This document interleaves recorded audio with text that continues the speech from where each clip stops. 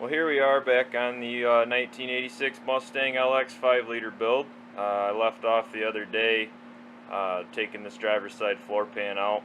I got a little sick of it, so I quit. You know, gets hard and then you quit. That's pretty much a good life lesson. But anyways, trying out a little bit different camera, a little bit different mic setup. We'll see how this works. This making movie stuff ain't as easy as they make it look on TV. But anyways, as you can see right along here in the front, right along here, I have to get my right angle drill out so I can drill the rest of those spot welds. I got a couple right in here yet, making shadows on the camera. Got a couple right in here that I got to drill out on the subframe, and then we'll have to clean a little bit of rust up with a grinder and put some paint, some weld through primer. Got to grind all these spot welds, factory spot welds here off. Then I got to go down along the inside here on the inner rocker and take the part of the floor pan off there that I left, because it was much easier to cut the floor pan out and then come back later and drill all those spot welds and knock that piece off. This piece back here, it's pretty chooched, so we'll have to cut that off and get another piece of sheet metal and throw a 90-degree bend on it.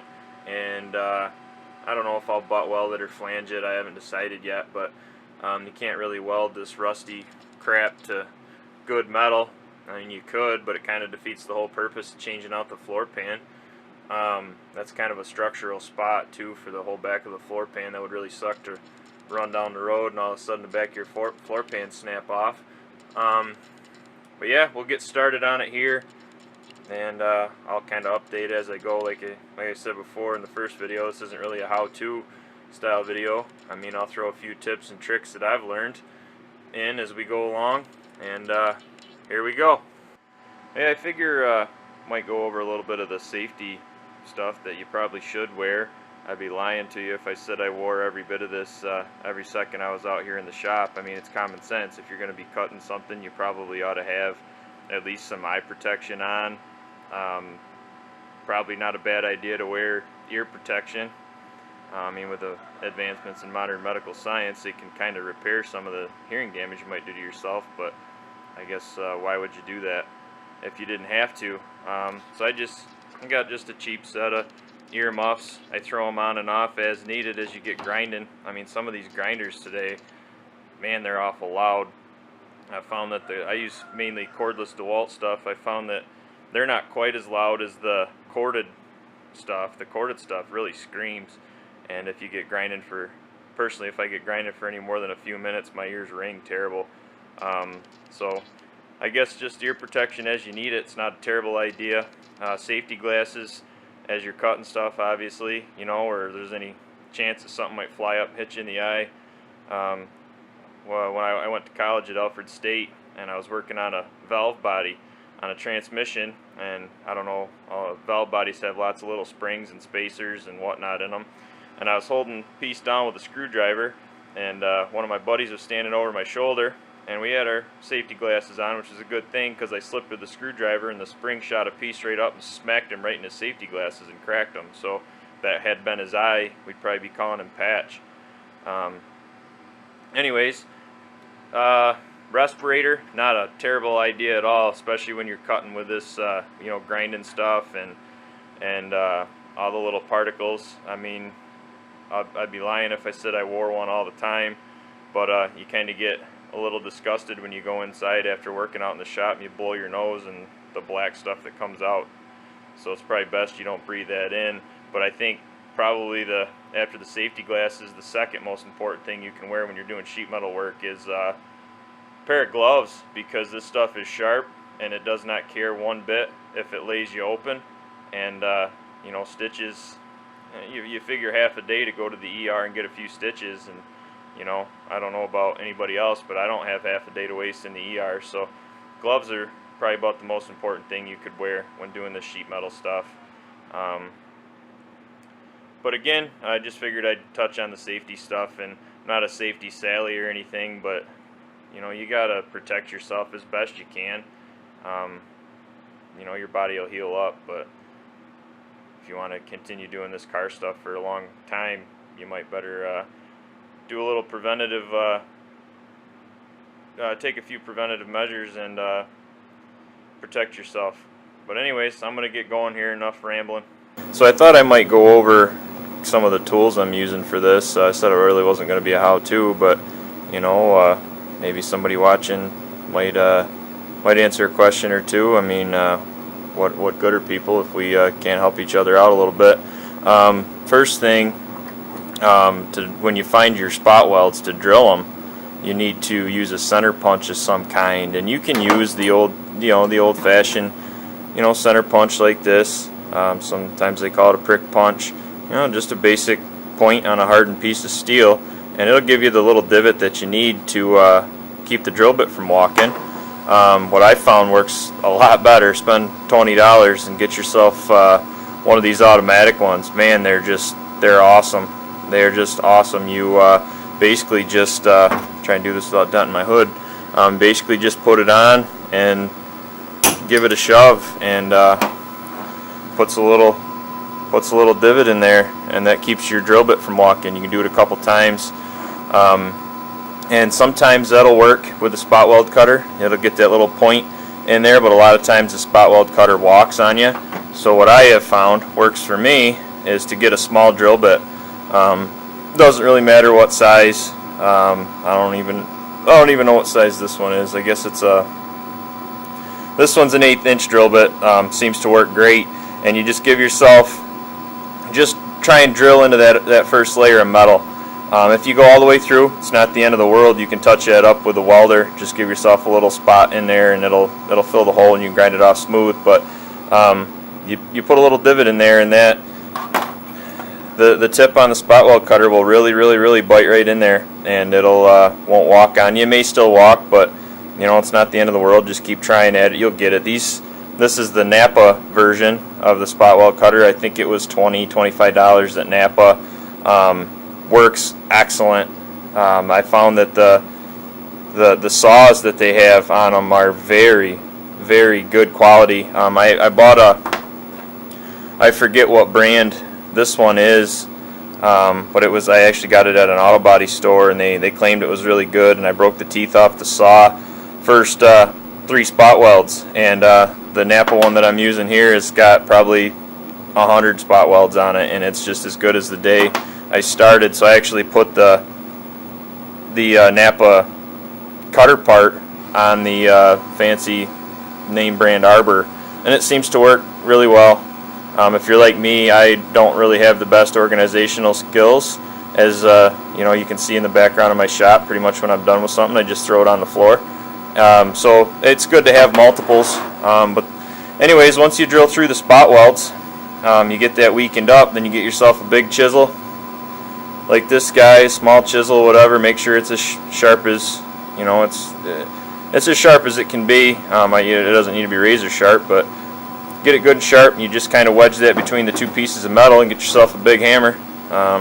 Every mechanic's friend, and just beat the chisel in there. It'll peel the outer layer off, and when the outer layer is off, then you're good. You'll have to come back in with a grinder. I really like these cordless DeWalt grinders. I mean, you're not going to go out and grind all day with one, but they work really well. They're light, they're portable. This is an 18 volt, and I've got the 20 volt to 18 volt adapter with a 20 volt battery, and it works well. Obviously, you should probably have the guard on it. That's kind of important, but sometimes you can't get in places with the guard on there, so just use your head. Try to be as safe as you can. For a drill, just any cordless drill, and this happens to be a 20 volt DeWalt, non-brushless, but it works. Body saw for cutting the stuff, very handy tool. Highly recommend getting one of these, and buy the best blades that you can for it, because you'll tear them up. But I found that the cheaper blades don't quite last long enough, so you're probably wasting money. But who am I to tell anybody how to spend money? But anyways, highly recommend a body saw. This is an Ingersoll Rand from Tractor Supply. This is a right angle drill that I have. I bought a set of Craftsman stuff a lot of years ago, and back when the batteries, the 19.2 batteries, said Die Hard on them, they were great. And then they, like anything else, they started cheaping out on them, and the 19.2 batteries just really suck. So I have the lithium-ion batteries, just so I could continue to use the tools. And the lithium-ion batteries are good, but they're very expensive. So I keep this Craftsman set around, I guess, for nostalgia, and this right angle drill. That's about what I use. Pretty much all I use out of the Craftsman set anymore is this right angle drill, and use this to get in, real tight places where your regular drill isn't going to fit. I'm going to kind of come over here a little bit, and obviously Sawzall. If you don't have a body saw, this is 18 volt, just regular 18 volt DeWalt Sawzall with a metal blade on it. And again, buy the, as good of blades as you can. I find that the Diablos work really well. They make carbide tooth blades, which work really well. They're a little pricey, but just buy as best of blades you can. But some places you can't quite fit this guy in there, so that's where the body saw comes in. And then I use the map gas torch. It's a Bernzomatic TS8000, and pretty good map gas torch. I prefer map gas over the blue propane. It seems to burn hotter and work better, but use that to heat up the seam sealer and the sound deadening stuff, and then just any putty knife. Any putty knife will do. I was actually using a wood chisel there for a while till I picked this putty knife up. I know, any woodworkers watching probably cringe that I used a wood chisel as a scraper, but it worked. But just any putty knife, and you just heat that stuff up till it bubbles and scrape it off. Try not to light the car on fire. Fire extinguisher in the shop's not a bad thing to have. It will burn, so just be careful. But anyways, I just figured I'd give an account of the tools that I'm using. Nothing fancy, nothing out of anybody's realm of being able to afford the tools to do this job.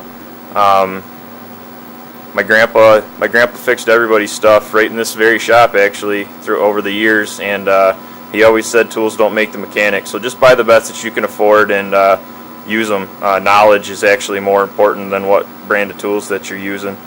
And along with that knowledge is the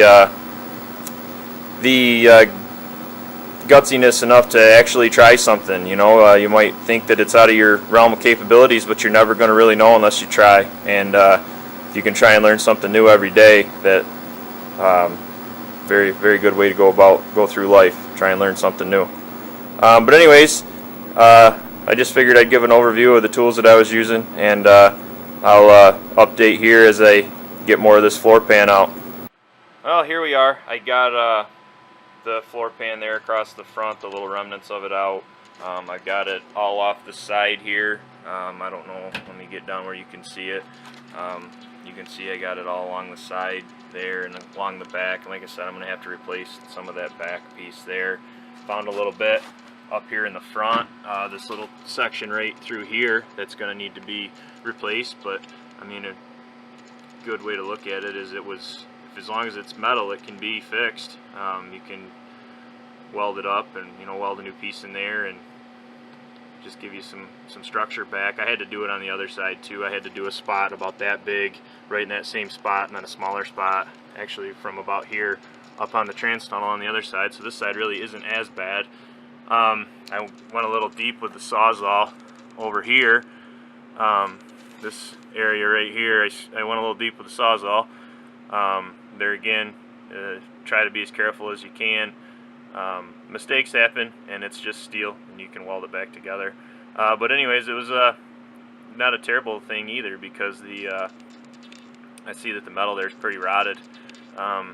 Looks like the mice got into this car. They've been out in my chicken coop getting my cracked corn and storing it in the rocker panel. I don't understand why they do what they do, but I'm not a mouse either. But anyways, I got this out, got some grinding to do, but I think that'll conclude today's video, and I'll pick up again when I get to grinding and making some panels and welding some stuff back in. But anyways, as always, thanks for watching.